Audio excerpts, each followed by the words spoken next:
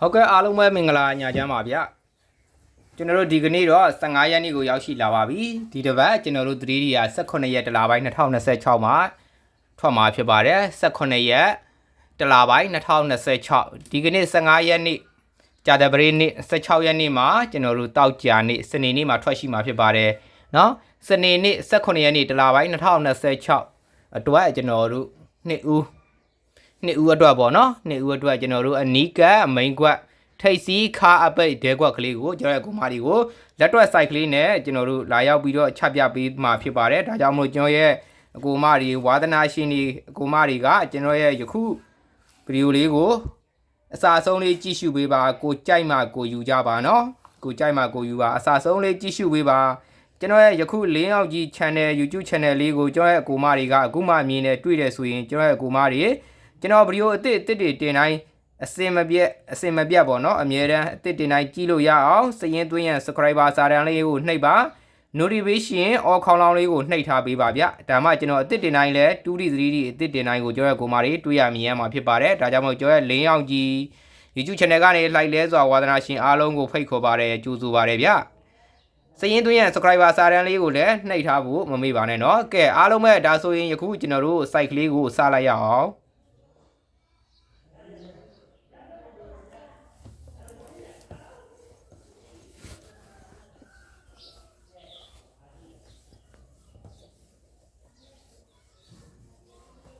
ထိတ်စီခါအလဲတိုင်းနဲ့နောက်ပိတ် site ကလေးစီလီယာတစ်ခွက်ကိုချပြပေးသွားမှာဖြစ်ပါတယ်ဒါဆိုရင်ယခုပဲကျွန်တော်တို့စလိုက်ရအောင်898ကနေစပြီးချပြပေးသွားမှာဖြစ်တယ်နော်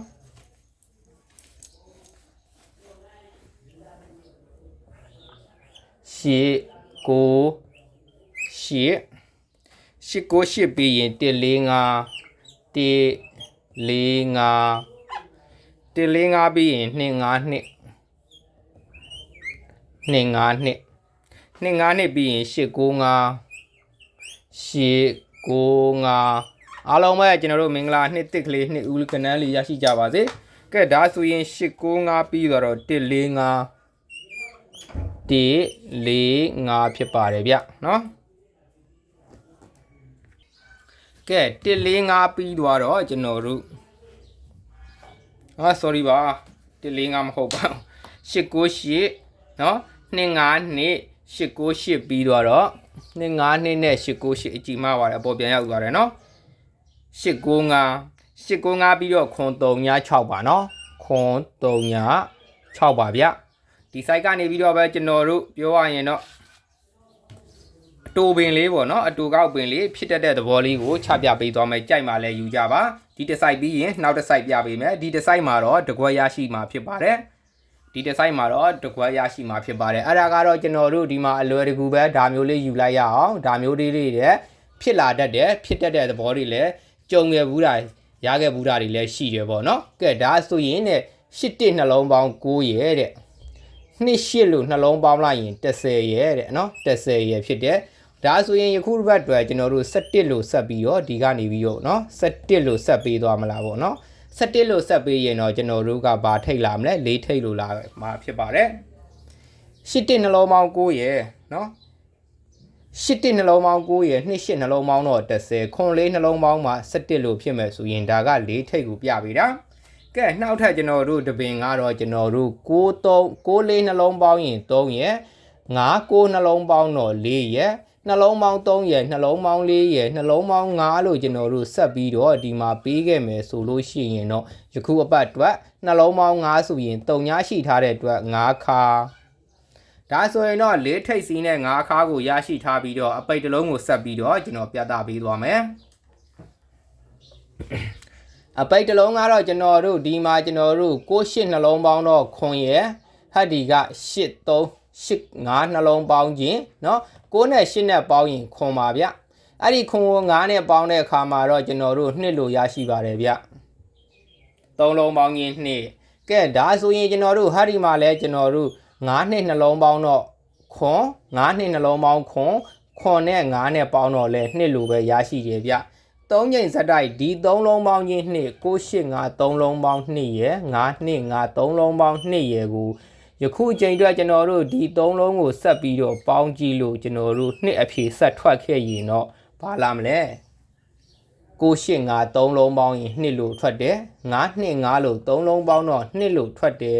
36 396နှလုံးပေါင်း6ဖြစ်တဲ့အတွက်2ဖြစ်ပြီးဖို့ဘာ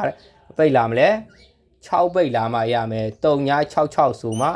2ဖြစ်ပြီးပေါ့မယ်ဗျနော်ဒါဆိုရင်တော့စီလျာညီကိုတကွက်ကတော့ကျွန်တော်တို့ယခုဒီအတူကောက်ကလေးကနေပြီးတော့ချပြပေးသွားတာ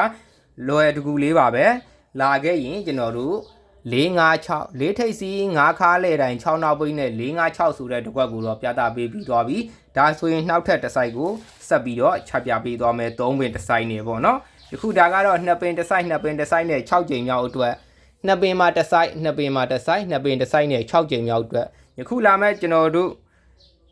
18ရက်တလ2026အတွက်ယခုဒီ site ကလေးကနေ456ဆိုတဲ့တကွက်ကိုကျွန်တော်တို့မှတ်ထားပေးပါဗျ456ဆိုတဲ့ကဏ္ဍညီကိုစီလျာတကွက်ရရှိထားပြီကဲဒါဆိုရင်နောက်ထပ်တစ် site ကိုကျွန်တော်တို့6ပင်မြောက် site 3ပင်เนาะ3ကြိမ်တပင်3ကြိမ်တပင်နဲ့6ပင်မြောက်တစ် site ကိုဆက်ပြီးပြသပေးသွားမယ်ဒါဆိုရင်ကျွန်တော်ဒါလေးတွေကိုဖယ်လိုက်မယ်เนาะ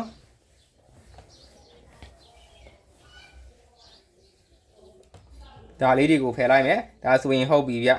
ကဲဗီဒီယိုဖိုင်လေးရှည်မှာဆိုလို့ဒါလေးကိုဗီဒီယိုလေးကိုခဏရပ်ပြီးတော့ကဏ္ဍလေးတွေအရင်ရေးပေးပါမယ်ကျွန်တော်ကလိုက်လွှင့်လို့မရတာဖြစ်တဲ့အတွက်ဗီဒီယိုဖိုင်နဲ့တင်ပေးရတော့ဗီဒီယိုဖိုင်ရှည်လို့ရှိရင်တင်ရတာကျွန်တော်တို့ကြံ့ကြာမှုတွေဖြစ်လို့ဒါဆိုရင်ဗီဒီယိုဖိုင်လေးကိုခဏရပ်ပြီးတော့ကဏ္ဍလေးတွေအရင်စီပေးလိုက်မယ်နော်ကဲဟုတ်ပြီဒါဆိုရင်နောက်ထပ်ကျွန်တော်တို့တကွက်ကောင်းလေး site ကိုပြန်ပြီးတော့ပြသပေးသွားမယ်ခုနကပြပေးတဲ့ site အရင်ပြပေးတဲ့ site ကတော့456ဆိုတဲ့အတူအနီးကကျွန်တော်တို့456ကနန်းညီကိုစီလျာတကွက်ဖြစ်ပါတယ်ဒါဆိုရင်ယခုဒီ site ကနေပြီးတော့3မိနစ်တစ်ဆိုင်နဲ့ပြသပေးသွားမှာကတော့ကျွန်တော်တို့ဒီမှာ646 998 696 3မိနစ်တစ်ကြိမ်ကျွန်တော်တို့898 145 252ဆိုတာက3မိနစ်မှာတစ်ကြိမ်ဒါဆိုရင်ယခုအချိန်အတွက်ကျွန်တော်တို့ဒီမှာ3မိနစ်တစ်ကြိမ်မှာက18ရက်တလเนาะဒီမှာ18ရက်တလ2026ပေါ့နော်18ရက်တလ2026မှာကျွန်တော်တို့ယခုဒီ site ကလေးကနေပြီးတော့တကွက်ရရှိမယ်ဗျနော်ကဲစလိုက်ရအောင်ပထမဆုံးထိပ်စီး site ကလေးကိုပြသပေးသွားမယ်ပထမဆုံးထိပ်စီး site မှာတော့ကျွန်တော်တို့ယခုဒီမှာ696လို့3လုံးပေါင်းလိုက်ပါ696လို့3လုံးပေါင်းရင်1ဆိုတဲ့ကဏ္ဍရရှိပါတယ်ဗျ696 3လုံးပေါင်းတော့1လို့ရရှိတယ်ဒါဆိုရင်ယခုဒီမှာတပင်2ပင်3ပင်ဒီ3ပင်မှာလည်းဒီ3လုံးပေါင်းကြည့်ပါ812လို့3လုံးပေါင်းလိုက်တာ ਨੇ ကျွန်တော်တို့1ဆိုတဲ့ကဏ္ဍ3လုံးပေါင်းချင်း1 3လုံးပေါင်းချင်း1ပါယခုဒီအချိန်ဒီအပင်အတွက်18ရက်နေ့အတွက်ကျွန်တော်တို့ဒီ3လုံးပေါင်းချင်း1 site ဆက်ပေးခဲ့မယ်ဆိုလို့ရှိရင်8ခွန်နှလုံးပေါင်းတော့ကျွန်တော်တို့8ခွန်နှလုံးပေါင်းလို့ရှိရင်ねကျွန်တော်တို့9ဖြစ်တယ်ဗျ9ဆိုတော့ဟာဒီမှာ1ဆိုတဲ့ကဏ္ဍဆက်ပေးခဲ့ဦးမယ်ဆိုရင်3လုံးပေါင်းချင်း1နဲ့ပေါ့နော်ယခုဒီမှာကျွန်တော်တို့3လုံးပေါင်းချင်း1 3လုံးပေါင်းချင်း1ဒီ3လုံးပေါင်းချင်းကို1လို့ပေးမယ်ဆိုလို့ရှိရင်8ရဲ့ခွန်ရပေါင်းတော့9ဖြစ်တယ်1လို့ဆက်ပြီးတော့ပေးခဲ့ဖို့အတွက်ဆိုရင်ကျွန်တော်ဘာထိတ်လာမလဲနှလုံးပေါင်း9ဆိုတော့1ဖြစ်ပေးဖို့6ထိတ်နော်6ထိတ်ပါကဲ6ထိတ်စီဒါဆိုရင်ခါလေတိုင်းတစ်လုံးဆက်ပြီးတော့ကြည့်ရအောင်ခါလေတိုင်းတစ်လုံးခါလေတိုင်းတစ်လုံးမှာဆိုရင်တော့6နဲ့9နဲ့ပေါင်းတာက9ဟာဒီက9နဲ့ခါလုံးနဲ့ပေါင်းလိုက်လို့ရှိရင်ကျွန်တော်တို့4လို့ရရှိတယ်ဗျဒါဆိုရင်လည်းယခုဒီ11မှာလည်းတစ်ကြိမ်နှစ်ကြိမ်သုံးကြိမ်မှာလည်း8နှလုံးပေါင်း9ကိုကျွန်တော်တို့9နဲ့ပေါင်းလိုက်တဲ့အခါမှာ4ဆိုပြီးတော့ထပ်ပြီးတော့ရရှိခဲ့တယ်3လုံးပေါင်းချင်း4ဒီတစ်ပင်မှာလည်းကျွန်တော်တို့ထပ်ပြီးတော့ဒီ3လုံးပေါင်းချင်း4လို့ဆက်ပြီးတော့ပေးခဲ့မယ်ဆိုလို့ရှိရင်သူ့ရဲ့တူညီမှုတွေကတော့3လုံးပေါင်းချင်း1 3လုံးပေါင်းချင်း4 1 4လို့ရရှိခဲ့တဲ့အဖြေနှလုံးပေါင်းတော့9ပေါ့နော်ကဲဒါဆိုရင်လည်းဒီ3လုံးပေါင်းချင်း1ကိုဒီ3လုံးပေါင်းချင်း4နဲ့1 4နှလုံးပေါင်းချင်း9ဆိုတဲ့အဖြေကိုရိုက်တယ်ဒါဆိုရင်ယခုချိန်အတွက်ဒီ3လုံးပေါင်းချင်း1ဖြစ်ပြီးဖို့က6ထိပ်စီးရဲ့ဒီ3လုံးပေါင်းချင်း4ဖြစ်ပြီးဖို့ကဘာလာမလဲ8ခုနှလုံးပေါင်း9ဆိုတော့8ခုနှလုံးပေါင်း9ဆိုရင်ကျွန်တော်တို့ဟာဒီမှာ4ဖြစ်ပြီးဖို့9ခါဖြစ်ပါတယ်ဗျဒါမှသာကျွန်တော်တို့က1 4နှလုံးပေါင်း9 1 4နှလုံးပေါင်း9နဲ့1 4နှလုံးပေါင်း9ဆိုပြီးတော့လည်းရရှိမယ်ပေါ့နော်အရှင်းနှလုံးပေါင်း9သို့မဟုတ်ဒီနှလုံးပေါင်း9ဖြစ်နေတဲ့အတွက်အရှင်းနှလုံးပေါင်း9သို့မဟုတ်9တန် ဒီနှလုံးပေါင်း1 4နှလုံးပေါင်း9ဖြစ်နေတဲ့အတွက်အရှည်နှလုံးပေါင်း9သို့မဟုတ်9တန်ဆိုပြီးတော့9ခါနဲ့ဆင်းတယ်ဒီမှာဆိုရင်လည်းကျွန်တော်တို့1 4နှလုံးပေါင်း9ကို9တန်သို့မဟုတ်တစ်လုံး9အဲ့ဒါဆိုရင်လည်းကျွန်တော်တို့က6 9နှလုံးပေါင်းတော့9တန်ဆိုပြီးတော့ထွက်နေတာတွေ့ရပါတယ်ဒီနှလုံးပေါင်း9ရဲ့ဒီနှလုံးပေါင်း9ရဲ့ဒီနှလုံးပေါင်း9ရဲ့ဆိုပြီးတော့အရှည်နှလုံးပေါင်း9သို့မဟုတ်9တစ်လုံးပါကဲဒါဆိုရင်ဟုတ်ပြီ6ထိပ်စီးနဲ့9ခါကိုတော့ရရှိသွားပြီနော်6ထိပ်စီးနဲ့9ခါကိုရရှိသွားပြီးနောက်ပိတ်တစ်လုံးကိုဆက်ပြီးတော့ကျွန်တော်ကိုမာတွေကိုပြသပေးသွားမယ်နောက်ပိတ်တစ်လုံးကတော့ကျွန်တော်တို့ယခုဒီမှာခွန်8ဒီ3လုံးခွန်8 6လို့3လုံးပေါင်းလိုက်လို့ရှိရင်ခွန်ရဲ့8ကပေါင်းရင်9ပါ6နဲ့ပေါင်းတဲ့အခါမှာ1ဆိုတဲ့အဖြေ3လုံးပေါင်းခြင်းကိုရိုက်တယ်ဒါဆိုရင်လည်းဒီမှာလည်းကျွန်တော်တို့က4 5နှလုံးပေါင်းတော့9ပါ9ကိုဟရီယာ2ဆိုတဲ့ကဏ္ဍနဲ့3လုံးပေါင်းရင်1ဆိုတဲ့အဖြေကိုလာရိုက်ပါတယ်ဗျယခုဒီအချိန်အတွက်3လုံးပေါင်းခြင်း1လို့အဖြေဆက်ပြီးတော့ရိုက်ပေးအောင်မဲ့1 3လုံးဆက်ဖြစ်ပေးခဲ့မယ်ဆိုရင်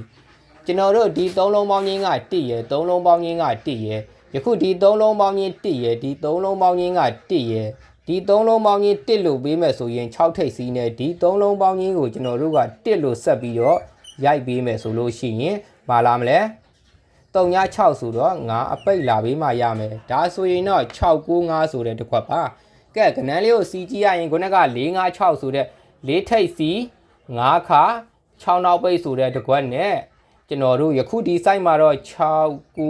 5ဆိုတဲ့တစ်ခွက်ကိုရရှိထားပြီเนาะ6 9 5ဆိုတဲ့တစ်ခွက်ကိုရရှိထားပြီဒါဆိုရင်ကျွန်တော်တို့4 6ထိပ်စီး9 9ခါနဲ့6 5အပိတ်ဆိုပြီးတော့ရရှိထားတယ်နော်အဲ့လိုလေးရရှိထားတဲ့အခါကျတော့ကျွန်တော်ကိုမတွေအရန်ကွက်ကလေးတွေနေနဲ့ထွက်လာပါလိမ့်မယ်မိန်းနှစ်ကွက်ကတော့ကျွန်တော်တို့ဒီမှာဒါကတော့မိန်းနှစ်ကွက်ပါဗျနော်ဒါကမိန်းနှစ်ကွက်ပါအရန်ကွက်တွေနဲ့ထွက်လာခဲ့မယ်ဒူမိန်းတွေနဲ့အရန်ကွက်တွေထွက်လာလိမ့်မယ်နော်အရန်ကွက်နဲ့ဒူမိန်းလေးတွေကျွန်တော်ခွဲချမ်းစိတ်ဖြာပေးမယ်ကြိုက်တာလေးတွေကိုကစားပေါ့နော်ကျွန်တော်ကတော့ကျွန်တော်ကိုမတွေကိုစီဇနာနဲ့20 site ကလေးကိုဒါမျိုးလေးတွေတွေးလို့ကျွန်တော်ကလာပြီးတော့ဝေမျှပေးတာပဲဖြစ်ပါတယ်ကြိုက်နှစ်သက်မှယူကြပါနော်ကဲဒီကနေပြီးတော့ဒူမိန်းလေးတွေကဘာလေးထွက်လာမလဲတဲ့နော်ကျွန်တော်တို့အရင်ဆုံးဒီမှာကျွန်တော်တို့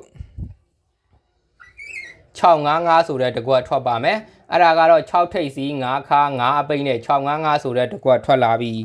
ပြီးလို့ရင်6ထိပ်စီး9ခါနဲ့တဲ့နော်6ထိပ်စီး9ခါနဲ့နော်6ထိပ်စီး9ခါနဲ့6ထိပ်စီး9ခါနေတဲ့အဲ့ဒီမှာနောင်နှလုံးပေါင်း30ဆိုတာကလည်းတွေ့ထားပြန်တဲ့တစ် site ရှိတယ်เนาะနောင်နှလုံးပေါင်း30လို့တွေးတဲ့ site ရှိတယ်ဘယ်လိုတွေးထားခဲ့လဲဆိုလို့ရှိရင်နဲ့8 9 3ညဒီမှာခုနကပထမပြပေးထားတယ်เนาะတစ်အဲ့ဒါလေးဒီမှာပြီးရင်ပြန်ပြပေးမယ်အခုပြပေးလိုက်မယ်เนาะအတူလေးပဲဖြစ်နေတဲ့အတွက်ကြောင့်မလို့ကျွန်တော်တို့898ရယ်145ရယ်145ရယ်ပြီးရင်252ရယ်252ရယ်ပြီးရင်895ရယ်895ရယ်နော်895ရယ်ခွန်3ည6ရယ်တဲ့ခွန်3ည6ရယ်တဲ့အဲ့ဒီမှာကျွန်တော်တို့ကဟာဒီ3လုံးပေါင်းခြင်းကိုကျွန်တော်တို့3လုံးပေါင်းခြင်း8လို့ဖြစ်ထားရယ်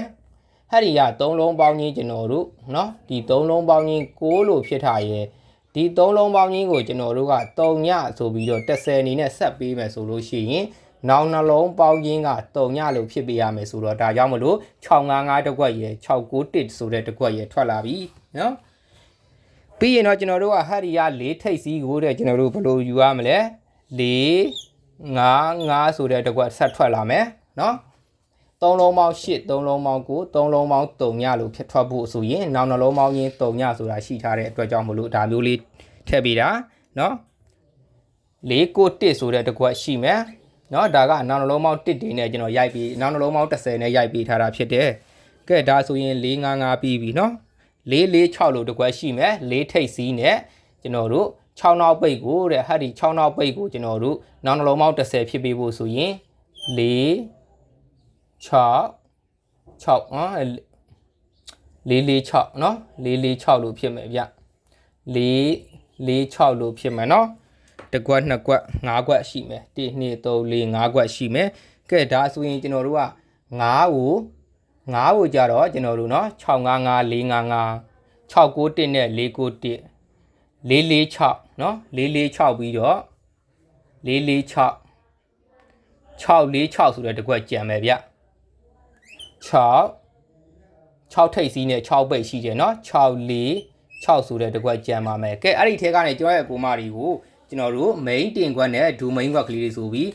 ခွဲချမ်းစိတ်ဖြာလို့ပြီးမယ်ကြိုက်တာလေးတွေကိုတော့ဆိုကျွန်တော်ကတော့ကျွန်တော်အကြိုက်နဲ့ကျွန်တော်ရွေးထုတ်ပြီးသွားမှကျွန်တော်ရဲ့ကိုမတွေကိုမတစ်လုံးမိုင်တွေကိုဗရိတ်တို့ရှိတယ်ဆိုရင်ဒီထဲကကိုက်ညီယူကစားပေါ့ဗျာเนาะကျွန်တော်တို့ယခုအကျိန်เนาะ18ရက်တလ2020နဲ့6เนาะ 3D ဟုတ်ပြီ main တင်ကွက်main တင်ကွက်ကကျွန်တော်တို့เนาะ main တင်ကွက်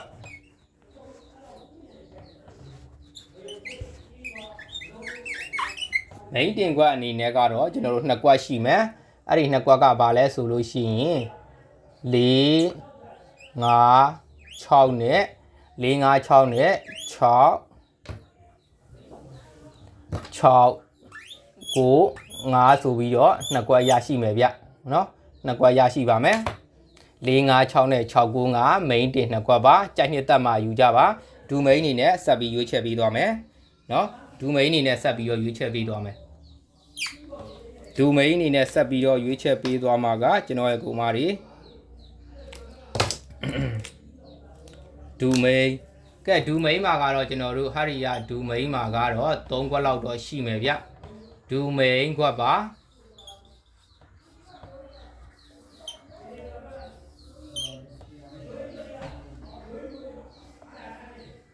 เนาะဒူ main ခွက်အဲ့ဒီဒူ main ခွက်မှာကျွန်တော်တို့ဘာတွေပါမလဲလက်ကတော့မြင်းဆွဲတဲ့နေရာမှာတအားဖြောင်းနေဗျเนาะကဲဒူ main ခွက်တဲ့ဒူ main ခွက်မှာတော့655ပါမယ်655ပါမယ်691ပါမယ်691ပါမယ်691ပါမယ်ပြီးရင်ကျွန်တော်တို့455ပါမယ်เนาะ455ပါမယ်ဗျเนาะ455ပါမယ်655ရယ်691ရယ်455ရယ်ဒါကတော့ဒူ main မှာဒူ main 3ခွက်ရှိပါတယ်ဒူ main 3ခွက်ကဲဒီ3ခွက်ကတော့ကျွန်တော်တို့ကြိုက်ခွက်ကလေးတွေပါ